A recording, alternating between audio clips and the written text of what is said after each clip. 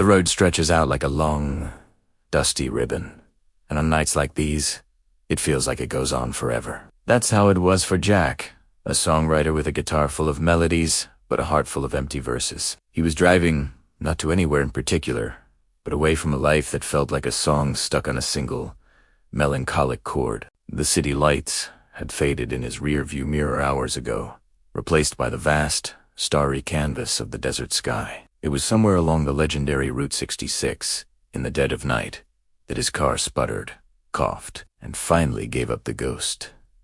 Stranded. The irony wasn't lost on him. He felt just as broken down as his beat-up sedan. The bell above the door chimed, announcing his arrival to a nearly empty diner. It smelled of stale coffee, grease, and something else. Something warm and sweet, like cinnamon. At the counter, a woman was wiping it down, her movements practiced and steady. Say looked up, and her eyes, the color of warm honey, held a spark of kindness that seemed to cut through the gloom of the late hour. This was Rosie. "Car. Trouble?" she asked, her voice smooth and calm, like a melody he'd been trying to find. Jack just nodded, slumping onto a worn-out vinyl stool. "You could say that. More like life trouble with a side of engine failure."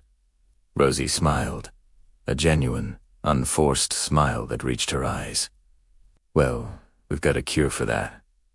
It's called coffee and a slice of my apple pie. Best on Route 66. He hadn't planned on talking, on sharing the story of his writer's block, his heartbreak, the record deal that fell through. But as Rosie placed the coffee mug in his hands, its warmth seeping into his cold fingers, the words just started to spill out. He told her about the pressure to write a hit, how the music industry had tried to sand down his edges, and how the woman he wrote all his love songs about had walked away, taking the music with her.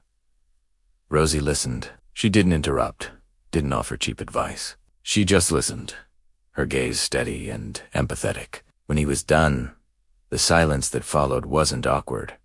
It was comfortable. "You know," she said, leaning against the counter, "this diner has seen a lot of people just passing through. Everyone's got a story, a heartbreak, a dream they're chasing or running from. You think your songs are gone, but maybe you were just trying to write someone else's story." She gestured to his guitar case.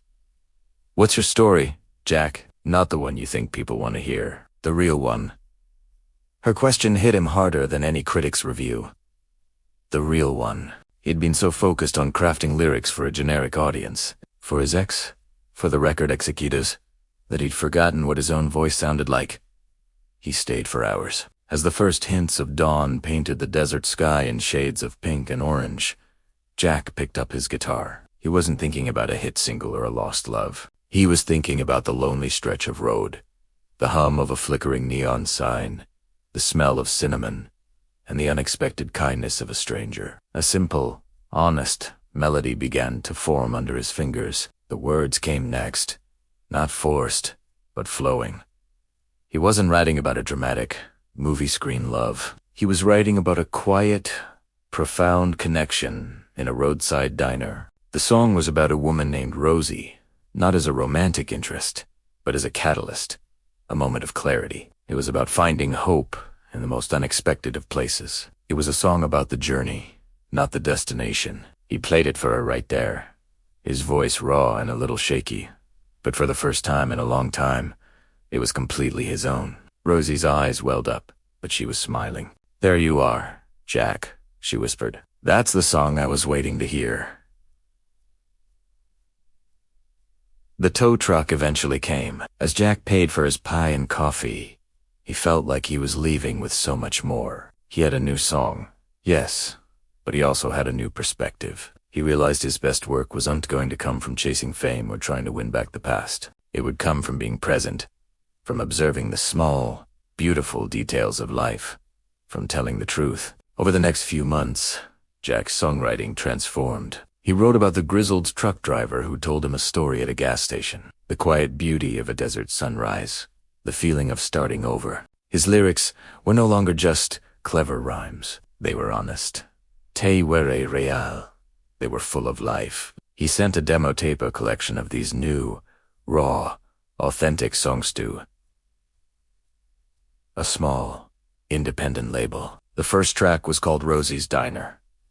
They signed him within a week. They didn't want to change a single note. His album, Stranded on 66, became a surprise success.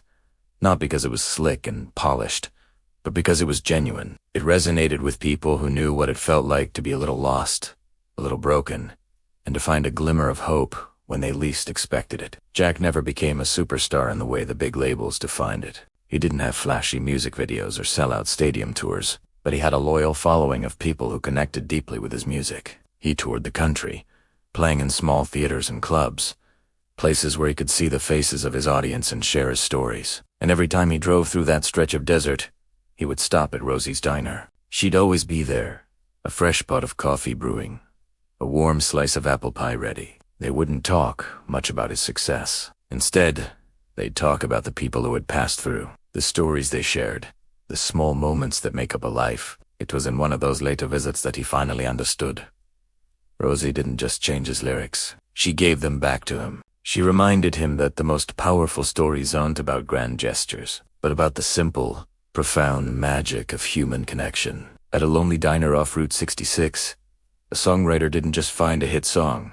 He found himself, and that was a melody that would last a lifetime. Thank you so much for watching and sharing this story with me. If you enjoyed it, please consider hitting that like button and subscribing to the channel for more content like this. It truly means the world. Until next time, take care.